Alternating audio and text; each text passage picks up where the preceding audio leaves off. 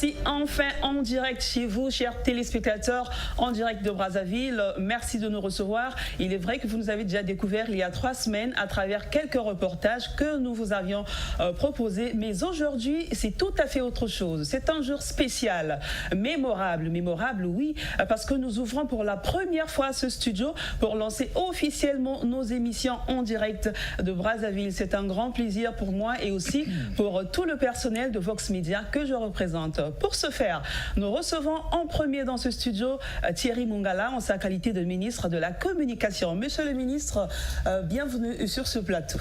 Merci. Alors, comment vous sentez-vous et quelles sont vos impressions en prenant place pour la première fois dans ce studio de Vox TV? Communication et médias. C'est d'ailleurs au titre de ma fonction de ministre des médias que je suis ici. Vous êtes un média nouveau, un média qui démarre ses activités et je vous félicite de nouveau pour ça. Et donc mes impressions sont tout à fait favorables. Elles sont favorables parce que d'abord je découvre la modernité de vos équipements et vos locaux. Elle est favorable parce que je découvre la jeunesse de vos personnels, que ce soit les journalistes, les techniciens, caméra-women, caméramen et autres preneurs de son. Je découvre enfin, parce que c'est ce qui est le plus important pour le ministre des médias que je suis, un concept qui correspond à ce que le public congolais ou à l'international attend, c'est-à-dire une télévision tournée vers la citoyenneté, une télévision tournée vers l'information, mais la véritable information, et enfin une télévision de proximité. Parce que l'idée quand même d'une télévision, c'est qu'elle soit à la fois tournée vers l'extérieur, c'est-à-dire le monde en général, et en même temps très proche des préoccupations quotidiennes des populations. Alors, monsieur le ministre, que peuvent prévoir les pouvoirs publics pour essayer d'accompagner les jeunes entreprises de presse dans leur processus de développement ? Les entreprises de presse, surtout quand elles sont privées, démarrent avec forcément un capital, c'est-à-dire avec des ressources qui leur ont permis justement de démarrer. Je crois que l'idée, de manière globale pour l'État, c'est d'assurer la continuité du cadre juridique qui permette une gouvernance correcte du secteur. Et nous sommes en train de faire évoluer le cadre juridique du secteur de la communication et de l'information, puisque comme vous le savez, la loi qui régit le secteur est une loi de 2001, elle a 16 ans, elle est donc obsolète, elle doit intégrer les avancées, les révolutions technologiques que nous connaissons depuis quelques années, et notamment le numérique. Et deuxièmement, nous devons renforcer les capacités du régulateur à assurer à la presse 2 éléments essentiels, parce que la liberté de communication est une valeur constitutionnelle, est un des éléments essentiels du processus démocratique. Et vous ne pouvez pas être libre si vous dépendez des pouvoirs publics. Vous ne pouvez pas être libre si vous dépendez du bon vouloir du gouvernement en termes financiers ou logistiques. Donc ce que l'État va faire dans les prochains mois, et c'est son devoir, c'est d'assurer la pérennité des ressources qui vont permettre à la presse, qu'elle soit audiovisuelle ou écrite ou numérique, à cette presse de se développer, de croître grâce aux ressources notamment publicitaires. C'est cela le devoir de l'État. Parce que compter sur l'obol étatique, c'est donc abdiquer sa liberté.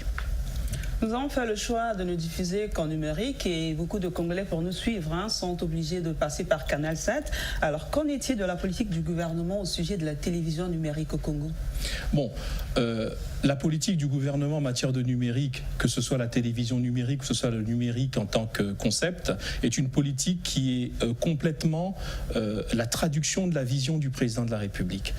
Dans son projet de société, la marche vers le développement, le président de la République a prévu, je crois que c'est le 4e ou le 5e point de mémoire, un important volet sur l'éducation numérique de nos plus jeunes compatriotes, donc avec l'introduction du numérique dans l'enseignement notamment fondamental. C'est la prise en compte dans le cadre juridique que j'ai évoqué tout à l'heure des impératifs du numérique. Le numérique, c'est à la fois positif et ça peut être un danger. Il faut donc un cadre de lutte contre la cybercriminalité. Et enfin, en matière de télévision, il s'agit du grand projet qui est porté par le ministère que j'ai l'honneur de diriger, c'est-à-dire le projet de télévision numérique terrestre.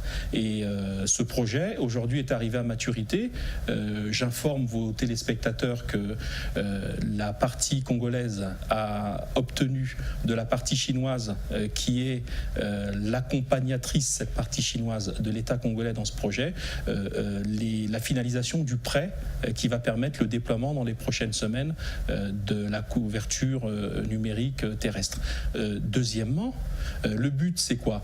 C'est d'assurer non seulement la qualité numérique de la réception des programmes, la qualité numérique de leur diffusion, ce que vous faites aujourd'hui. Et enfin, la qualité numérique, c'est la possibilité de réduire les coûts en matière de production audiovisuelle, en matière de production de contenu et de programmes. Parce qu'il ne sert à rien de développer une télévision numérique pour que nous donnions à des opérateurs télévisuels ou audio étrangers la capacité d'arroser notre pays. On n'aura rien fait. Le but, c'est de favoriser, comme je le constate aujourd'hui avec plaisir pour votre média, de favoriser l'initiative locale, l'initiative congolaise et l'initiative des jeunes Congolais. Et donc, la réduction des coûts d'accès aux équipements pour la production de l'offre télévisuelle va multiplier, c'est le souhait du gouvernement et nous ferons le nécessaire pour ça, va multiplier l'offre, c'est-à-dire la possibilité d'avoir des dizaines et des dizaines de médias comme le vôtre. Nous avons l'ambition d'être la chaîne d'information en continu et Dieu seul sait, et peut-être vous aussi, combien cela est très difficile. Et le micro-trottoir que nous avons réalisé montre que les téléspectateurs soutiennent cette initiative. Alors Vox TV peut-elle compter sur vous pour réaliser tous ces reportages facilement? Écoutez, le but, c'est pas de compter sur moi. Le but, c'est de compter sur votre compétence, sur l'appui de vos téléspectateurs et sur la qualité de vos programmes. Et quand vous aurez réussi cette combinaison, cette triple combinaison, je crois que vous n'aurez pas besoin de la béquille du ministre de la Communication que je suis. Par contre, et c'est là le rôle de l'État, c'est de s'assurer de la qualité de vos programmes, notamment puisque le cœur de votre métier, ce sera la diffusion de l'information, sa production et sa diffusion, la fiabilité de l'information, et enfin la capacité pour les Congolais à accéder à ces ressources informationnelles sur l'ensemble du territoire. Voilà le devoir du gouvernement. Vox TV est une nouvelle chaîne de télévision avec des jeunes acteurs. Avez-vous un mot particulier à leur endroit en ce jour mémorable, Monsieur le ministre? Le mot, c'est beaucoup d'encouragement. Vous souhaitez, d'abord, c'est un projet qui crée des emplois. Pour la plupart d'entre vous, vous démarrez soit parce que vous êtes des professionnels venus d'autres médias, vous donnez à votre carrière un nouveau cours. Et vous prenez un tournant pour lequel je vous souhaite la réussite. Merci. Et je vous transmets mes meilleurs voeux effectivement dans votre nouvelle aventure. Et puis pour les plus jeunes, ceux qui démarrent leur carrière professionnelle à l'occasion de ce lancement, eh bien je leur dis bon vent et leur souhaite que cette carrière qui démarre pour eux soit une carrière riche, enrichissante et qu'au fur et à mesure des différentes révolutions technologiques, ils soient de plus en plus impliqués, de plus en plus responsabilisés. Parce que quand on commence une carrière, l'objectif c'est pas de se dire que fais-je aujourd'hui. L'objectif c'est de se dire comment je fais pour améliorer l'existant, pour ceux dont je suis le serviteur, c'est-à-dire le public, et pour celles et ceux de mes collègues avec lesquels je suis sur le même bateau et engagé sur cet océan qui s'appelle la réussite du projet commun qui est votre média. Merci beaucoup, Monsieur le ministre, d'avoir été notre invité ce jour.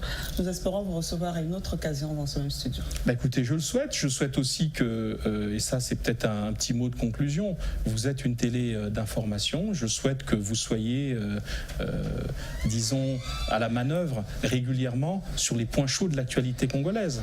Et privilégier, si vous le pouvez, et en tout cas c'est un vœu, les prises en direct. Parce que ce qui fait la marque de fabrique d'une chaîne d'information, ce n'est pas de manière récurrente de diffuser une information réchauffée toute la journée, c'est de renouveler l'information au cours de la journée.